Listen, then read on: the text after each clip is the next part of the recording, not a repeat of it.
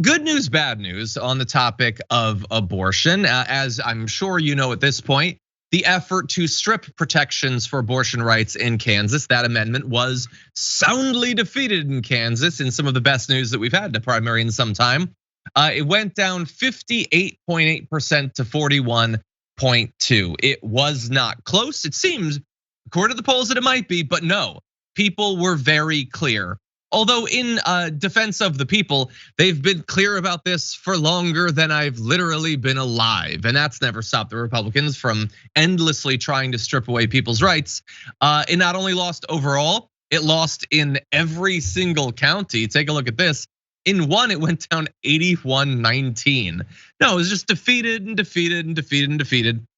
But this is just one state and this is just one effort. They're going to regroup and they're going to come for those rights again. They're gonna do it in Kansas. They're gonna do it in other states. In fact, some defenses even now being lodged against efforts in other states to do this. You have the Justice Department filing its first lawsuit since Roe v. Wade was taken out. There's a new Idaho law that would impose a near total ban on the procedure. They say it violates a federal requirement to provide medical care when a pregnant person's life or health is at stake. We covered that a few weeks ago. No, they want to outlaw in all cases. Merrick Garland said that their lawsuit is aimed at stopping the trigger ban. It is set to take effect in just a couple of weeks. So again, fingers crossed that the judge stands on the side of the people or the Constitution in this case. But anyway, it's a reminder that we can celebrate these things. We should celebrate these things. But they're gonna keep pushing. They're gonna do it in Idaho. They're gonna do it. Look, let's jump ahead to this last graphic. In Georgia, I guess to prove a point, I don't know, they're allowing residents to claim embryos as dependents on state taxes. You know how people in response to anti-abortion arguments will often say, well, why don't you do X? Why don't you treat it as X if you believe it's a life?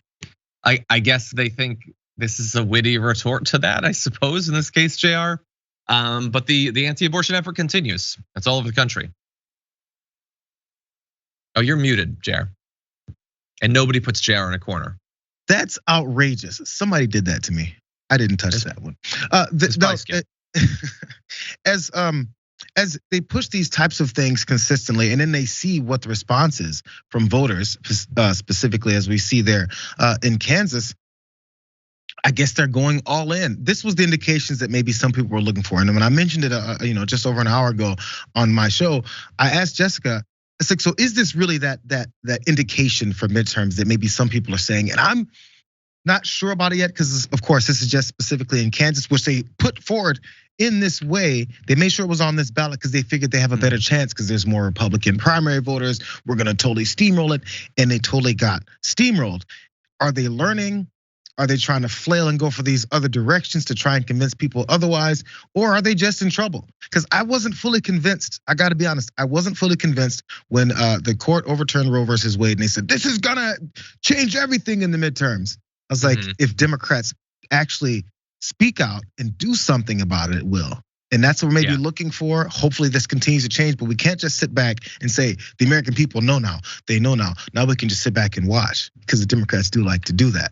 It's make sure that it's actually a change. And I'm curious whether or not you actually think that's something that will be, I mean, are people gonna forget this in a few months? I mean, we still got, what, 3 months, I don't know. 4 months left? I mean, look, in theory, they could. And I think some on the right are trying to make that happen, tamping down people's fears, like saying, no, like we're totally just gonna leave it up to states. We're not like pushing for it federally or anything, even though they're lying. But at the same time, like they can't stop the state parties from doing this sort of thing. Like that's a reminder in Idaho. They give you the reminder in Kansas. They're like going out of their way to remind people of these terrible things that they're doing.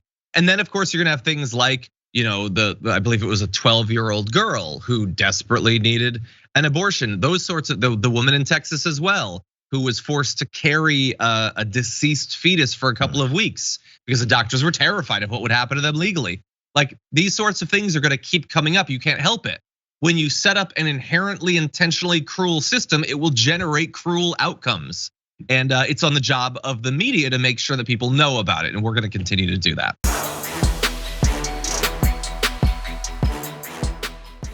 Check out the Damage Report podcast each day, wherever you get your podcasts, whether Pocket Casts or Stitcher or iTunes. You can join me as I give you the news and stories you want, with a range of co-hosts and interview guests jumping in on the fun each day. Again, that's the Damage Report, wherever you get your podcasts. And if you get them at iTunes, don't forget to rate and review. Sometimes I'll read them live on the show.